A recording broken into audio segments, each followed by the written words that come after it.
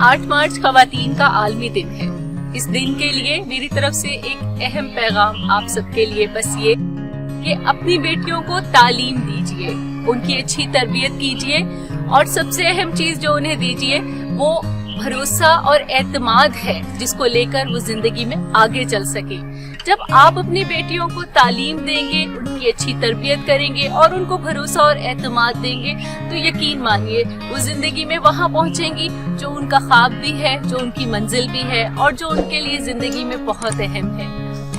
आपके साथ, आपके इर्द गिर्द रहने वाली ख़वातीन, वो जो तालीमी इदारों में आपके साथ मौजूद है या वो जो मुख्तलिफ वर्क प्लेसेस पर आपके साथ मौजूद हैं, काम करती हैं, बाजार में फिरती हैं या जो भी आपके इर्द गिर्द मौजूद ख़वातीन हैं, उन सबको इज्जत दीजिए, उनका एहतराम कीजिए।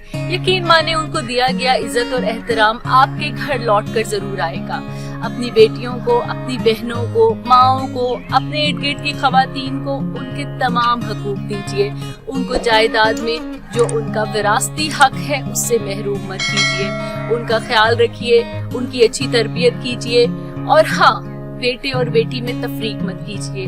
आपकी बेटियां आपके लिए न सिर्फ जिंदगी का अहम सरमाया है बल्कि आपके ख्वाबों की तकमील भी है। ये आपको जिंदगी का एतबार भी देंगी, एतमाद भी देंगी, आपका ख्याल भी रखेंगी और बेटों से बढ़कर आपको मोहब्बत करेंगी। जेंडर डिस्क्रिमिनेशन से बचें, अपनी बेटियों को मोहब्बत दें, प्यार दें और सबसे बढ़कर उनको एतमाद दें।